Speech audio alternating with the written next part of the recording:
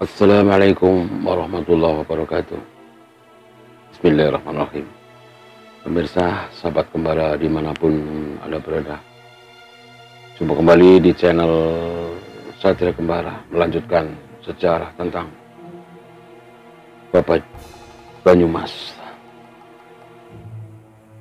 Terlebih dulu saya ucapkan terima kasih kepada semua rekan sahabat kembara sudah menonton video kami, sudah like, sudah subscribe, sudah komen. Saya aturkan terima kasih. Semoga kalian selalu diberi keselamatan oleh Allah Subhanahu wa Ta'ala. Sahabat kembara, kemarin sudah diceritakan di episode yang lalu, yaitu Raden Joko Katuhu diangkat menjadi Bupati Wirosopo yang kedua dengan gelar Raden Kyai Wirohutomo. Sementara lahat yang kemarin saya ucapkan Warkohutomo, yang betul itu Kyai Raden Wirohutomo. Dikisahkan Kyai Raden Wirohutomo sebagai Bupati Wirosopo yang kedua, beliau mempunyai 3 orang anak dengan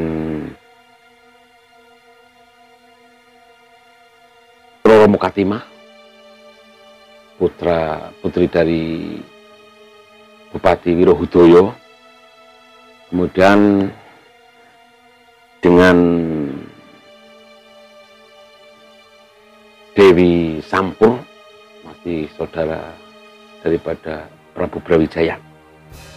Raden Joko Katuhu atau Raden Adipati Wirohutomo, Adipati Wirosopo yang kedua, mempunyai 3 orang anak.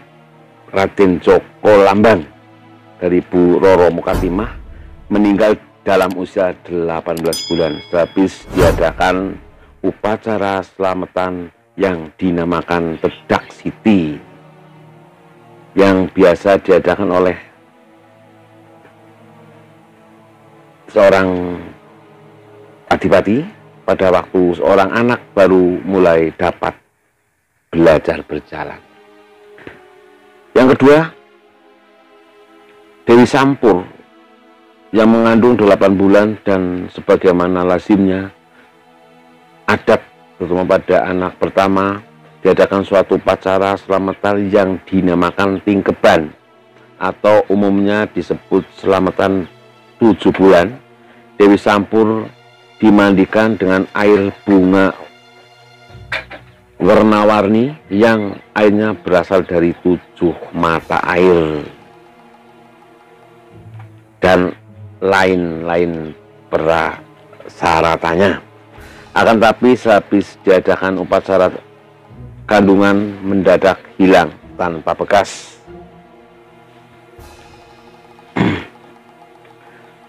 Yang ketiga, Raden Joko Hurang atau Raden Joko Kuruk, ibu dari Roro Mukatimah, yang kemudian setelah dewasa menggantikan ayahnya menjadi Adipati Wirosopo III, bergelar Raden Adipati Wirohutomo II.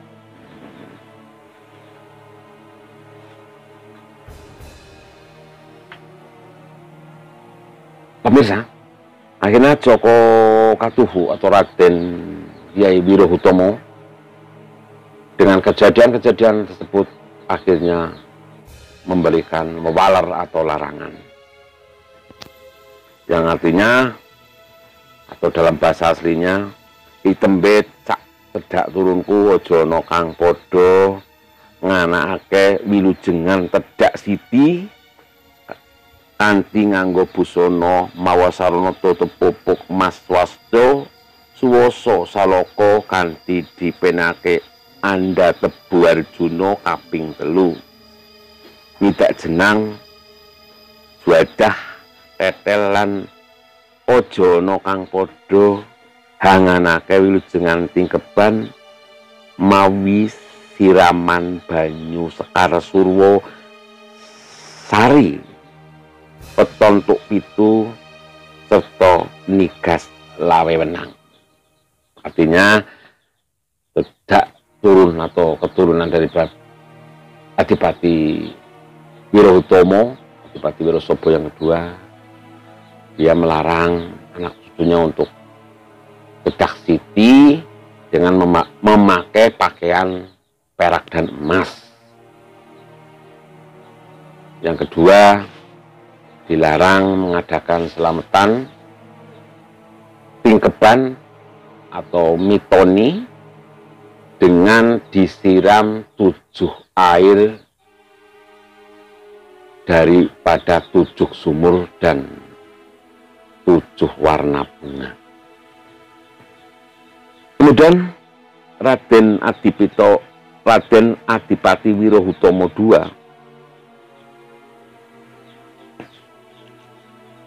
atau Raden Hurang atau Raden Jokokura setelah dewasa menggantikan ayahnya menjadi Bupati Wirosobo yang ketiga dengan gelar Kiai Raden Adipati Wirohutomo II.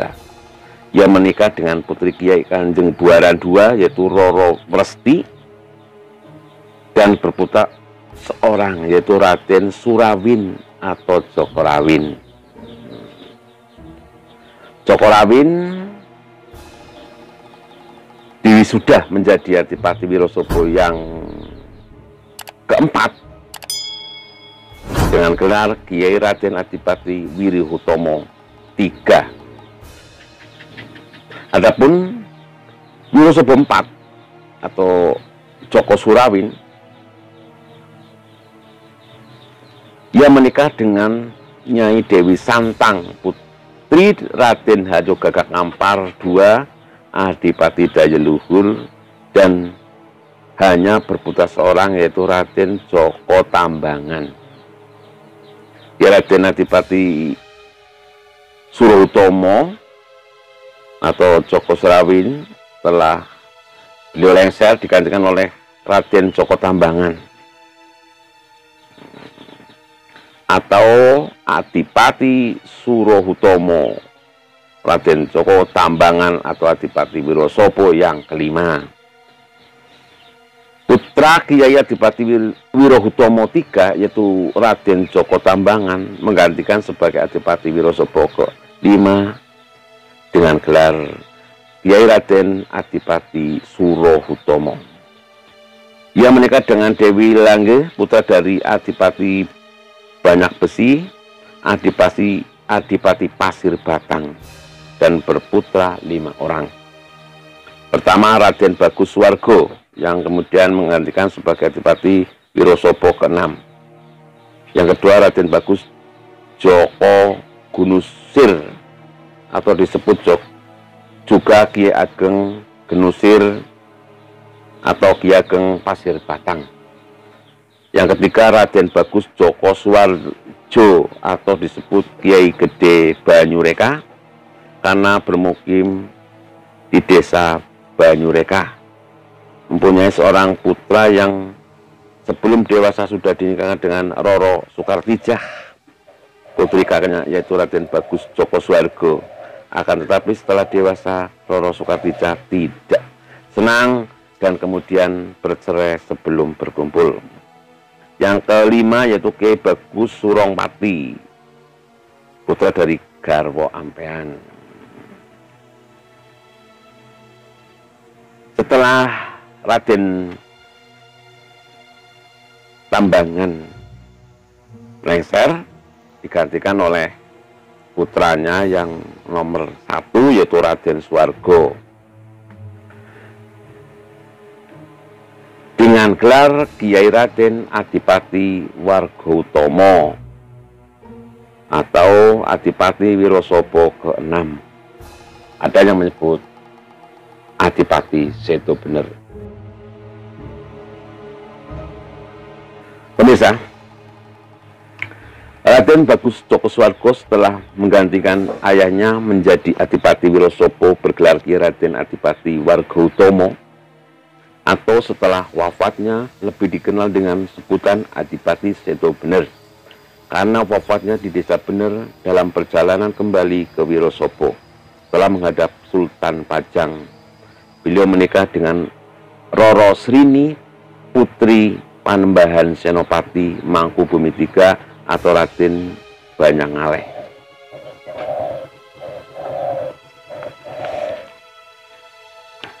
Roro Kartimah menikah dengan Raden Joko Kaiman. Yang kedua, Nyai Ngabei Wirokusumo atau Ki Gede Senon karena bermukim di desa Senon. Yang ketiga, Kiai Ngabei Wargowijoyo di Wirosobo berputra Kiai Ngabei Wargowijoyo II. Yang keempat, Roro Soekartijah dipersembahkan kepada Sultan Pajang atau Sultan Hadiwijoyo. Yang kelima, Ngabei Wiroyudo.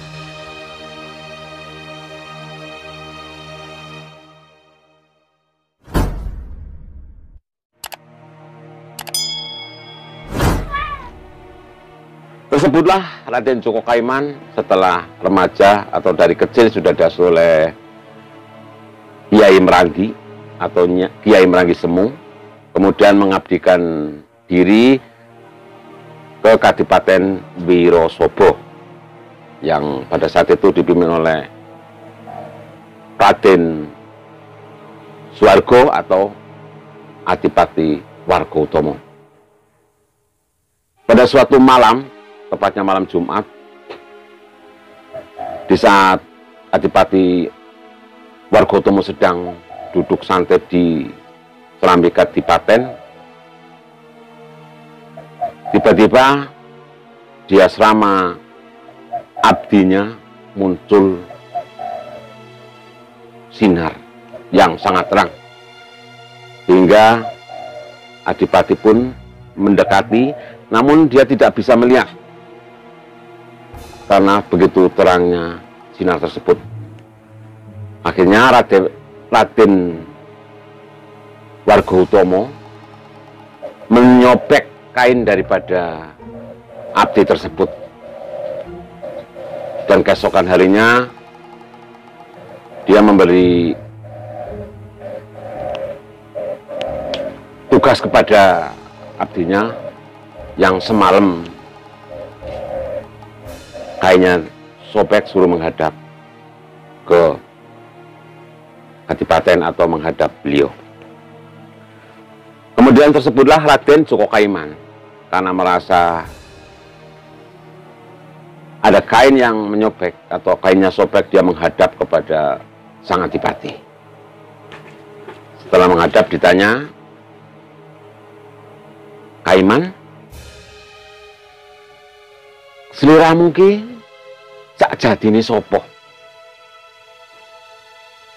Dengan bahasa terjemahnya, "Kaiman, kamu itu sebenarnya siapa?"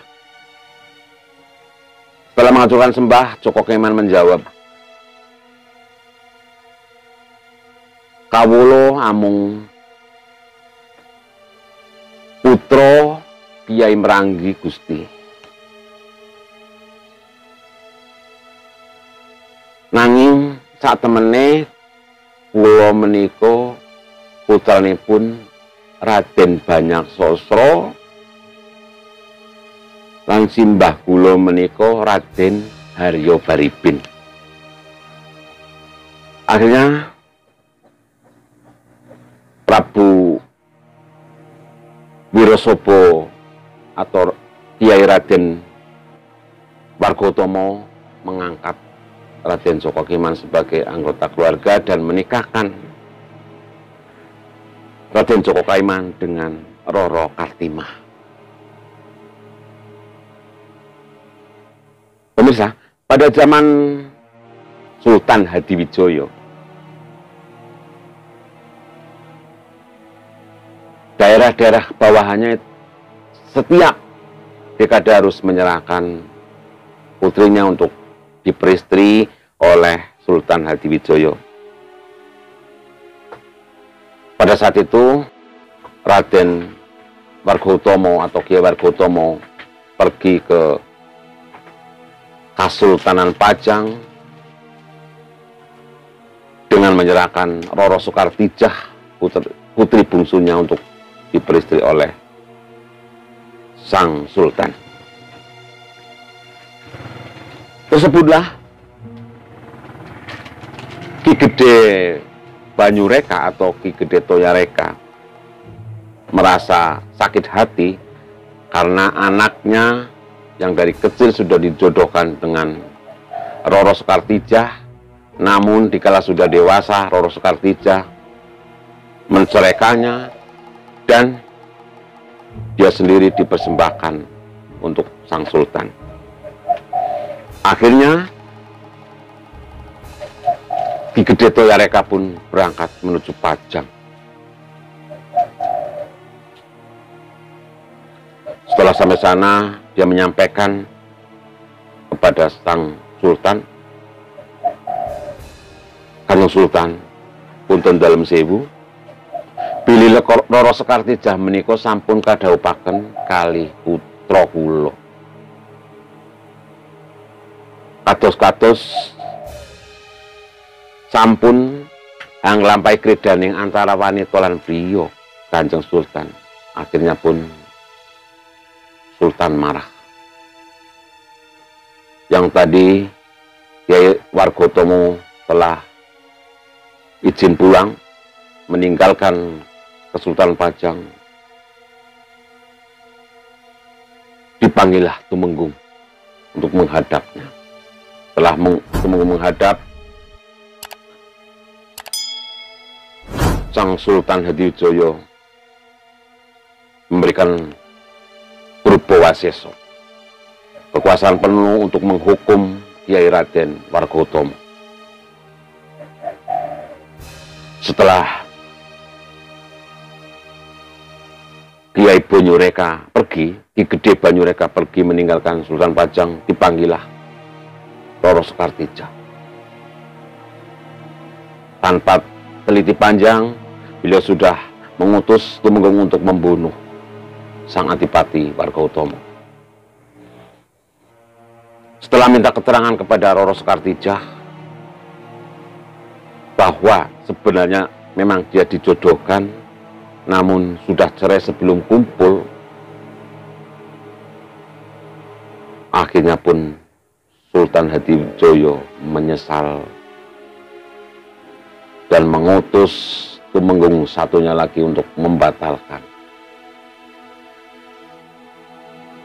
hukuman pati atau Purbawaseso yang diserahkan kepada Tumenggung yang pertama untuk membunuh Kyai Wargotomo. Berangkatlah utusan yang kedua. Tersebutlah bahwa di Desa Bener perjalanan Kyai Wargotomo sudah sampai di Desa Bener, Kecamatan Lowano, Kabupaten Purworejo. Sedang singgah di Kametuwo Desa Bener dengan dihidangkan makanan nasi putih dengan pindang angsa.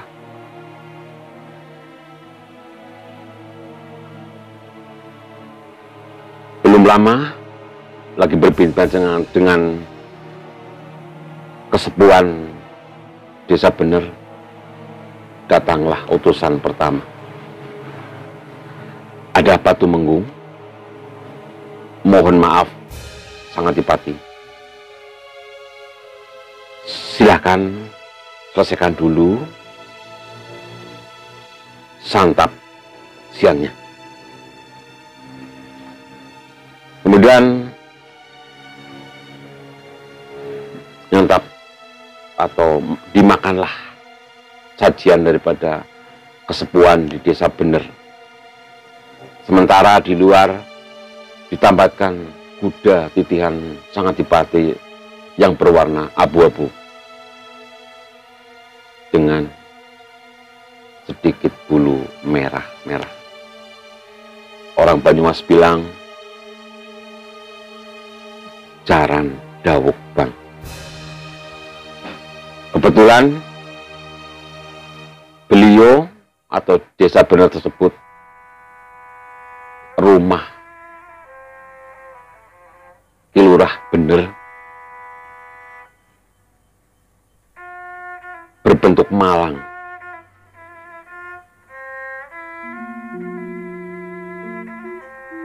Dikala sedang selesai makan, tibalah utusan yang kedua dengan berteriak-teriak,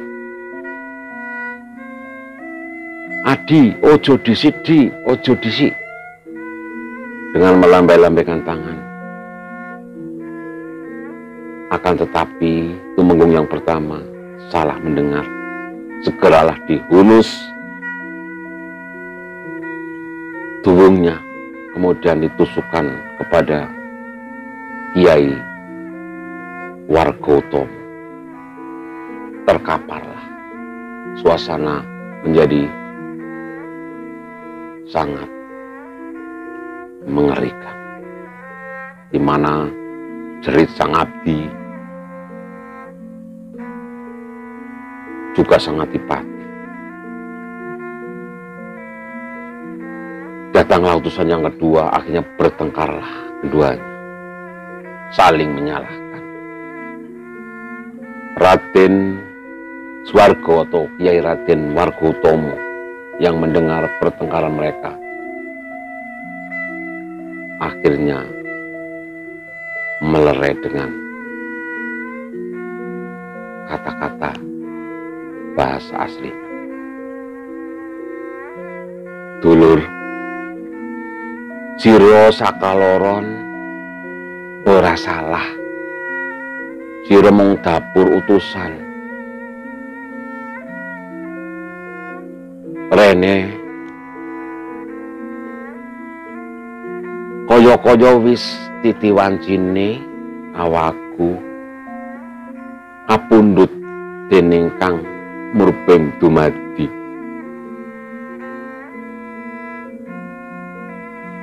Kaya-kaya wis telas tulising uripku, nanging tedak turunku rungokno ilo-ilonipun Kyai Adipati Wargotomo.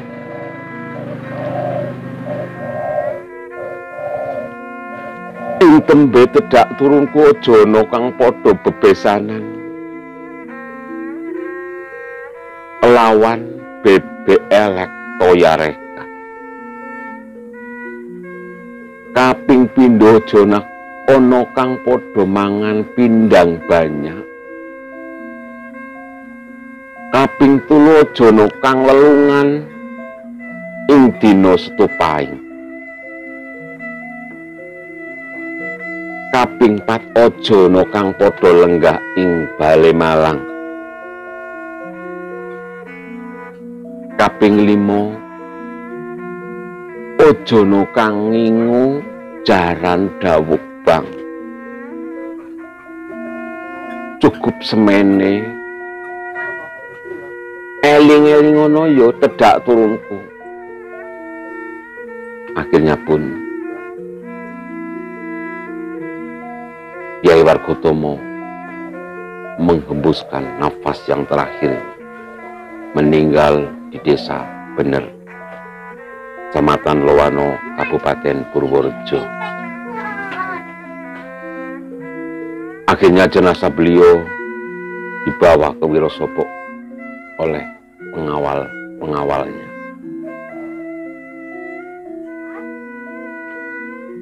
Setelah kembalinya sang Tumenggung, Sultan Hadiwijoyo sangat murung.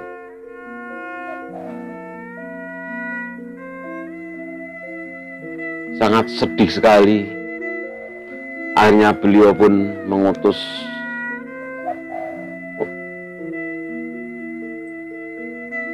mengirim utusan ke Adipaten Wirosopo supaya anak atau keluarganya bisa datang ke Kesultanan.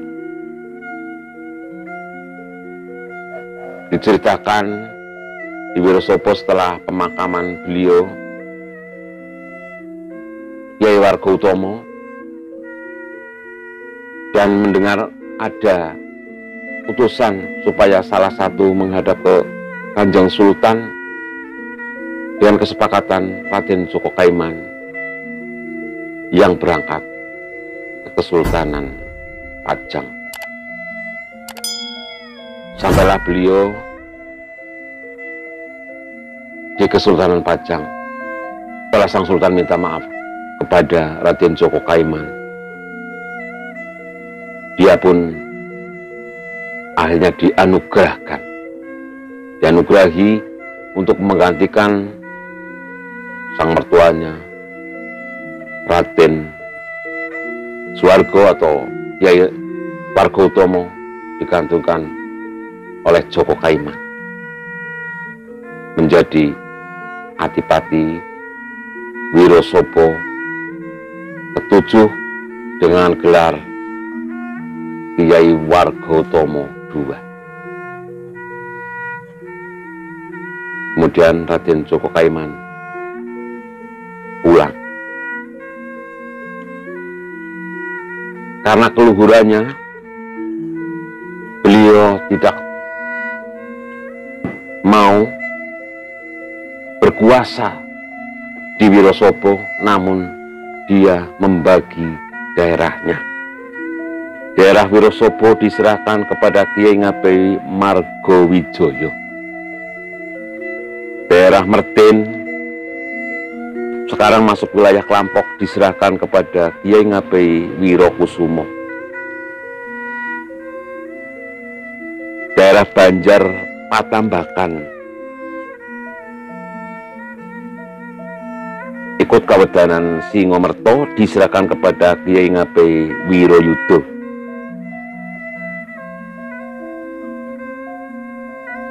Dan daerah Kejawar dikuasai oleh Kyai Adipati Warga-Utomo II atau Joko Kaiman.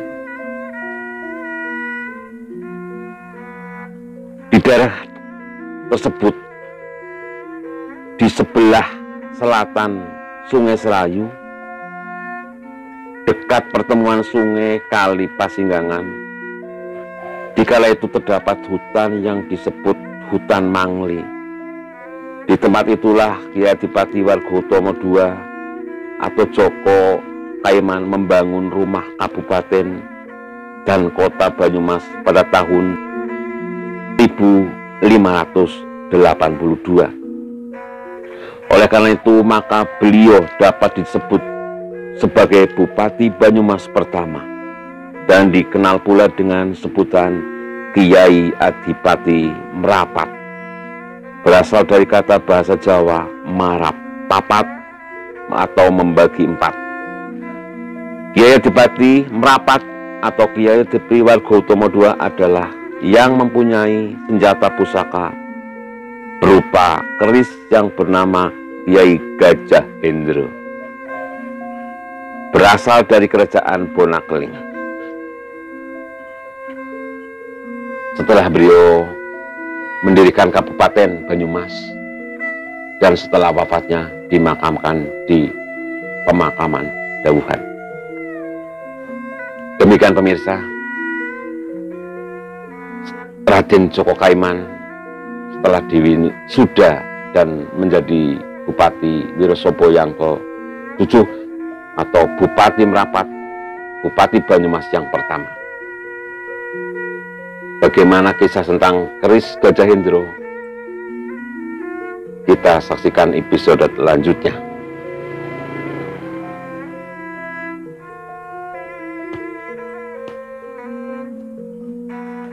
Dan setelah Raden Joko Kaiman paripurna, digantikanlah oleh Kyai Raden Ngabei Martosuro. Siapakah Kyai Ngabei Martosuro? Kita tunggu episode berikutnya. Jangan lupa komen, like, share, juga subscribe. Terima kasih. Wassalamualaikum warahmatullahi wabarakatuh. Salam kembar.